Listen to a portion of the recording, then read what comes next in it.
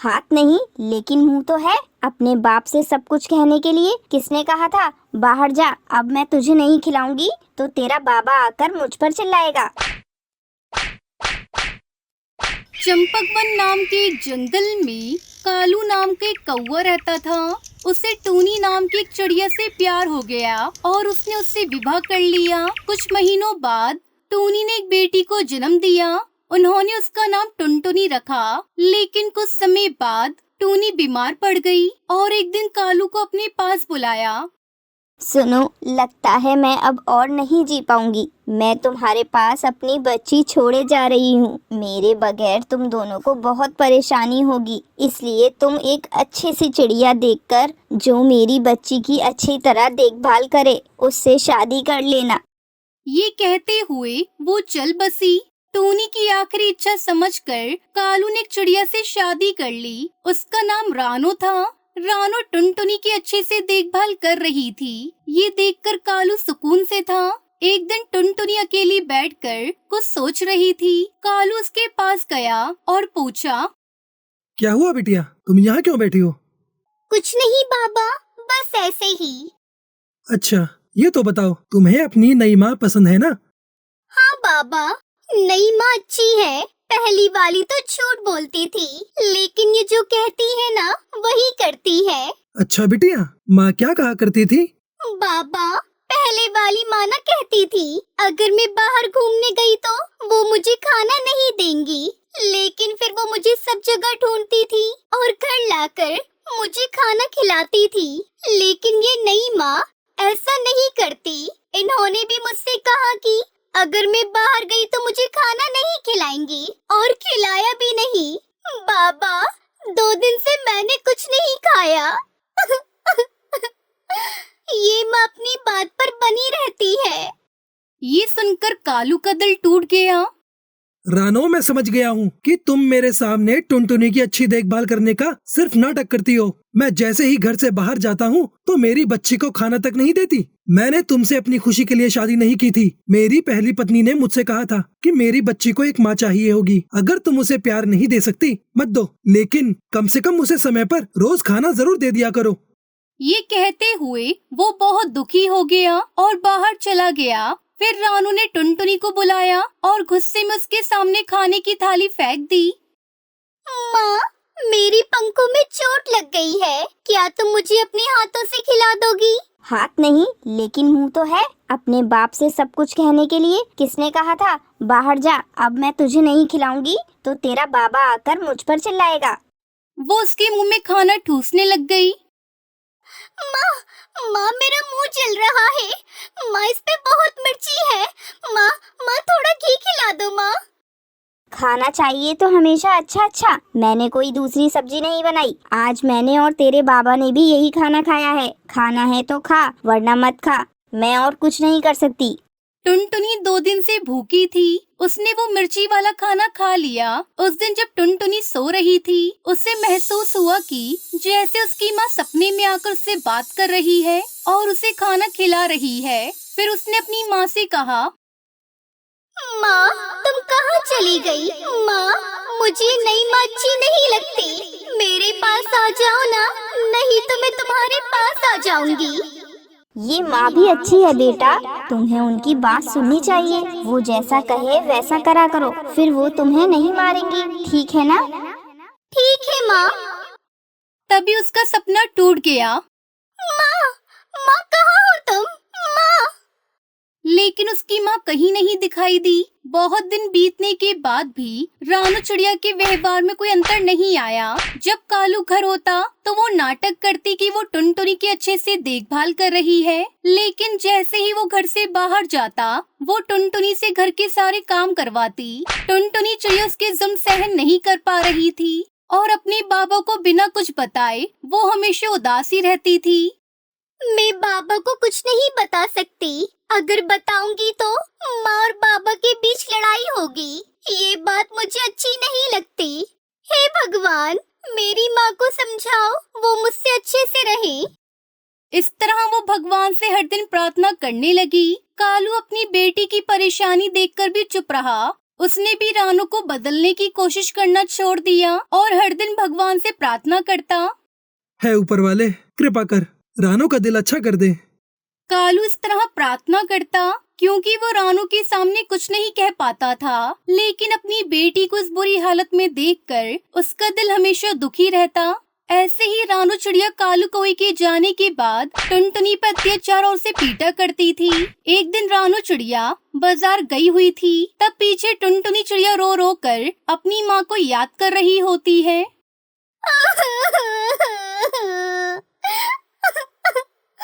हे ऊपर वाले, मेरी सौतेली माँ के दिल में रहम डाल दे।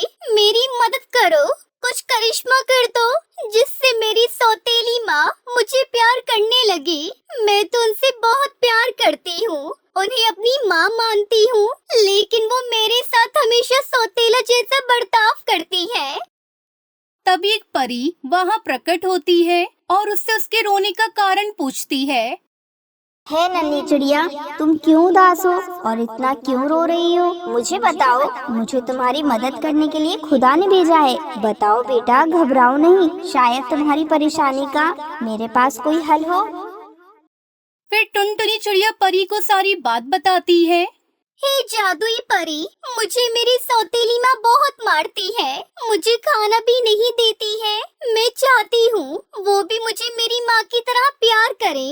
वो मेरे साथ सौतेला जैसा बर्ताव करती है और मैं अपने पिता से बहुत प्यार करती हूँ। उन्हें रोज रोज मेरे लिए माँ से लड़ते हुए देखकर अच्छा नहीं लगता, इसलिए मैं बहुत परेशान हूँ। क्या तुम मेरी मदद कर सकती हो? हाँ टुनटुनी, क्यों नहीं, बस इतनी सी बात। तुम्हारी माँ रानो अभी बाजार गई हुई है, अभी जब वो वापस आएगी तब तुम्हें तुम्हारी माँ का प्यार वापस मिल जाएगा। इतना कहकर जादुई परी अपने जादू से रानू चिड़िया के दिल में रहम और इंसानियत डाल देती है। रानू जब घर पहुंचती है तब वो टुनटुनी चिड़िया को गले से लगा लेती है और फिर उसे ढेर सारा अच्छा अच्छा खाना और फल खिलाती है। तो इस तरह टुनटुनी उसकी सौतेली माँ खुशी खुशी रहने लगते हैं। ये सब देखकर कालू कौवा भी बहुत खुश होता है। एक जंगल में टुन्नू चिड़ा अपनी छोटी सी बेटी टुनटुनी चिड़िया की देखभाल करके और अपनी मरी हुई पत्नी को याद करके जी रहा था। फिर एक दिन उसकी बुआ बबली कबूतरी वहां आती है और टुन्नू चिड़ा से कहती है, ऐसे दुखी होकर और कितने दिन रहेगा रे तू? अगर तू उस दिन बचपन से तुझसे प्यार कर रही मेरी बेटी से शादी कर लेता तो आज तुम्हें ये परिस्थिति नहीं देखनी पड़ती। पर हम क्या कर सकते हैं? ये देखो, ये छोटी सी बच्ची को तेरे पास छोड़कर वो मर गई। कुछ समझ में नहीं आ रहा, सब सपना जैसा लग रहा है। जाने दे, उन सबको याद करके अभी कोई फायदा नहीं है। कम से कम अभी तो तेरी बच्ची के लिए मेरी बेटी टूनी से दूसरी शादी कर ले। ऐसा कहकर बबली कबूतरी वहां से चली जाती है। जब ये बात टुनी चिड़िया को पता चलती है तो वो अपनी माँ बबली कबूतरी से कहती है, माँ, ये सब तुम्हारी ही मर्जी है क्या? टुन्नू से शादी करने के लिए मुझे फैसला लेने का कोई अधिकार नहीं है, सब तुम ही कर लो। ये सुनकर उसकी माँ बबली कबूतरी उससे कहती है, ठीक है, तुम टुन्नू से शादी मत करो, तुम्हारे लिए दूसरा रिश्ता देखूंगी। उस पक्षी से शादी करोगी नहीं ना? मुझे पता नहीं क्या टुन्नू तुम्हें कितना पसंद है। तुम्हारे दुख को भगवान ने समझा है बेटी, तुम्हें दूसरी बार एक मौका दिया है। वो सोना है सोना, ऊपर से उसके पास बहुत सारा पैसा है, इससे ज्यादा तुझे और क्या चाहिए रे? ऐसे कहकर वो अपनी बेटी टुनी को टुन्नू चिड़ा से शादी करने के लिए राजी करती है। फिर धूमधाम से दोनों की शादी करती है। टुनी चिड़िया को टुन्नू के घर में कदम रखने के बाद सौतेली बेटी टुनटुनी चिड़िया दुश्मन की तरह दिखाई देने लगी। इसीलिए वो उसके लिए जो भी करती वो इच्छा के बिना ही करती। पति टुन्नू चिड़ा की दृष्टि में उसकी सगी माँ की तरह देखभाल करने का नाटक करने लगी। एक दिन टुनटुनी चिड़िया अपनी सौतेली माँ से कहती है, बुआ, मुझे बहुत जोरों से भूख लगी है। कल पापा के लिए तुमने कुछ पकवान बनाए थे ना, मुझे भी वो पकवान बनाकर दो ना बुआ। तब पिता टुन्नू चिड़ा ने उससे कहा, टुनटुनी, बुआ नहीं माँ कहकर बुलाओ। तेरे लिए ही वो हमारे घर आई हैं, ताकि वो तुझे माँ की कमी महसूस न होने दे।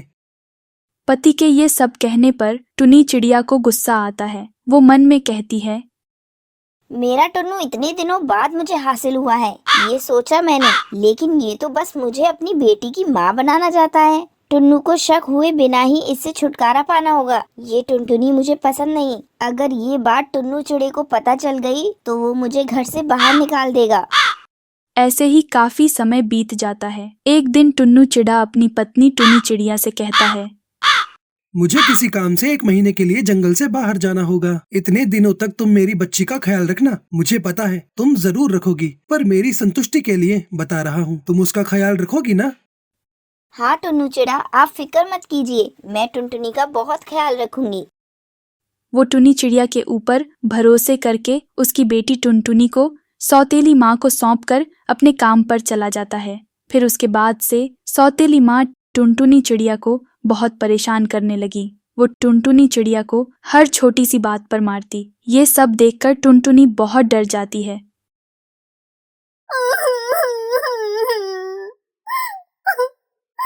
मेरे पापा कब आएंगे पता नहीं। तब तक मुझे रोज सौतेली माँ के हाथों से दर्द सहना होगा।